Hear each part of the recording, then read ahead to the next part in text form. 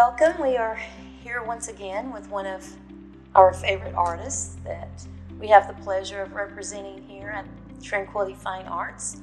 Welcome. This is Patty DelValle. I always question if I'm pronouncing that correctly, so feel free to correct me. For some reason, my brain wants to go to, something else when I try to pronounce pretty much even simple names.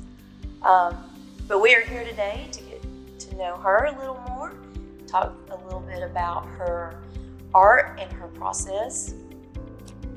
So we'll start talking about your background, but first, give us a little insight on how you came to Georgia. My husband got a new position with Coke. He worked for Coke in New York, and he put in for a new position that would transfer us here, and he got it. So 19 years ago, we left New York and came to Georgia. It's been a good 19 years. Well, good. And as much as I love New York, I definitely don't know. I like to visit. That's all I want to do. I still have family there, but we have never regretted leaving. It's good to visit. Well, for us, we don't live there. Mm-hmm. But I was born and raised there, Long Island. So you are a wife, a mother, and an artist. And a grandmother. And a grandmother. Oh, that is very special. I get it. So tell us how your art career started. My career started when I started taking it really seriously to develop my art and market it. Probably about 6 or 7 years ago. My youngest was getting ready to not need mom so much anymore, and it's always been a passion of mine. But my family came first, and raising my kids came first. And so it kind of was something I got to here and there, or started and stopped. But about 5 or 6 years ago, I'd say I was able to get really serious about my artwork. So getting serious about it meant promoting, marketing, trying to branch out and network. Yes, and spending time in the studio every day creating. Mm-hmm. So it became what I did.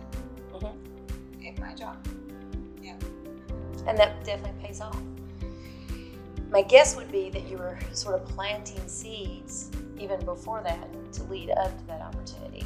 Yes. I know art can be a therapeutic thing. Yes. It can help with the stressors of being a parent.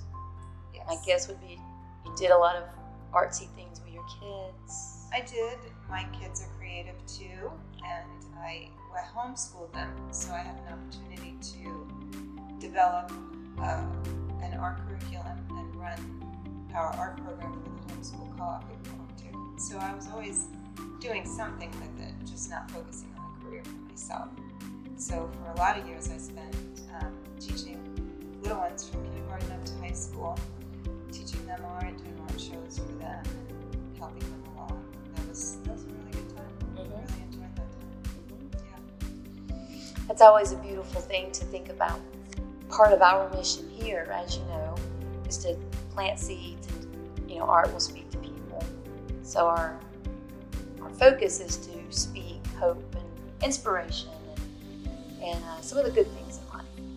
So what you're describing is planting seeds and doing a lot of good. And we may never know how those seeds grow, but some of those kids, some of those people, they probably carried that through on out.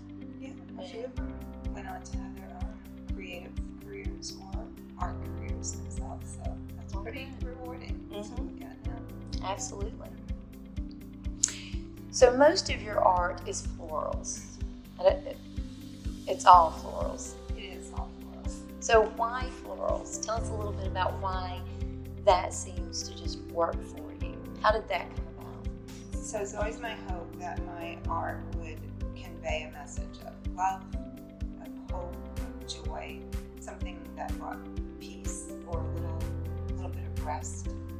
If somebody just stop to look at it. And I think I also care very much about people celebrating their individuality. And I don't think there's any other subject to me that shows beauty like flowers do, and how flowers, you can have a whole garden of roses, and they're all roses, and they're all red roses, but each individual rose is unique in itself and different. And so I want people to recognize that about themselves too, and have something beautiful to look at. And there's also an element of spirituality for me in my work, and I feel very strongly about my faith, and very strongly that we reflect God in our conduct in the work we do, but nothing reflects Him more than the things He created. So I think florals just end up meeting all of those things. And when I create a painting, I don't necessarily go in saying I'm going to make a floral. Every painting I starts with just expressive mark making, and I don't have a plan, but every painting ends up being a floral. So it all fits. Mm-hmm. And that's definitely part of the process from an artistic standpoint. If you go in with that blueprint, most of the time it's not going to work out. It's not architecture. Yeah. So you have to kind of have an idea and let it take its own, its own story, its own life, so to speak. Exactly. I think every painting has a story to tell, and I don't do it as well as I'd like to, but relax and let the painting tell its story. I'll have an easier time creating, but it's my heart to do that and let every painting tell its own story and reveal itself as the process of creating it happens. I think that definitely shows in your work. I can tell you that you have a lot of admirers. We recently did a featured artist event. We had a great turnout for that.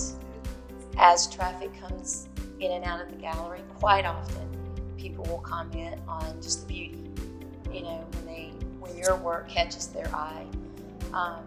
So I think a lot of what you're trying to accomplish is actually there. Good to hear. Yeah. If you could be a fly on the wall, you would see more of that. So, the old saying, if it's not broke, don't fix it. So you definitely have found your talent and your niche. So what do you see going forward in terms of how you want to continue to grow and grow your legacy? I feel like I'm as much a work in progress as my work is. So I'd like to continue to expand my skills and my practice, taking a more expressive bent. I'm really wanting to be more suggestive in it, still floral or floral-like, but more abstract, more expressive. Yeah. What is it about the abstract that draws you? Abstract versus more of the realism. I don't want to tell people what to see. I want them to interpret what they're seeing themselves. So I might suggest by the colors that are used or some of the shapes, but I want people to connect with it in their own way. Maybe it's not the subject, maybe it's the colors, maybe it reminds them of something that that they have a fond memory of, or the colors or the shapes remind them of feeling good, or a time they felt peace, or it just brings them joy. So I personally feel like the less I deliberately give them to see, the more they can interpret for themselves what they need to see in it. And that makes total sense. Going back to florals being very different and unique, the same but different. So, with a more expressive technique, you're actually accomplishing that. Yeah. So we know it's a floral, we know it's flowers. It's very unique and speaks its own story too. Yeah. Yes, it's fun. And that's important. Yeah. Fun is definitely important. So what would you want the world to know? One of the things we've been just speaking in faith around here is 10 years from now, people will still be watching these videos and will still be intrigued with our artists. So what is it that you would want the world to know 10 years from now? 10 years About you, your work. If you could plant a seed of wisdom, anything at all. that they're seen, that they're known, and that they're loved. Painting from the heart with that in mind, that will absolutely come out in your work Yeah, that's what I'm going forward. So a fun question, is there anything on your bucket list, anything at all that you'd like to do? Maybe you haven't, that we can help you just kind of have fun dreaming it to be, so to speak. bucket list. It's a long list, but I think a tropical island vacation is probably at the top. But that's kind of the season I'm in, and it's been a busy year, and so I'm looking for a little R&R. So yeah, that'd be the top of my bucket list. Tropical island. Yeah, That's very doable. it is doable. Hawaii isn't that far away. Yeah, Hawaii. I think it's more winning. Yeah, for sure. You were just in Hawaii, weren't you? Recently? A few months back. It is absolutely beautiful there. Lots to paint. Lots to paint. It's very inspiring. Well, we definitely appreciate you. We definitely appreciate having you here, representing your art, talking to people about you, helping you grow. It's an honor for the gallery to be able to do that. One of the things we are doing is to honor our artists is we're having an award ceremony where we're going to be honoring a few of our resident artists, but also some artists from out of state that maybe are not resident artists, but are still accomplished and recognizable. So we would love for you to be a part of that. That ceremony will be in September, and I can send you more information. But we would love for you to be one of our honored award-winning artists and come and just be taken care of and be recognized. And it doesn't have to be too long of a thank you speech, but Okay, yeah. so I can send you more than that, but we would absolutely enjoy that opportunity. So thank you for being with us. Thank you for having me. Absolutely. And we look forward to many more adventures. We'll call it that.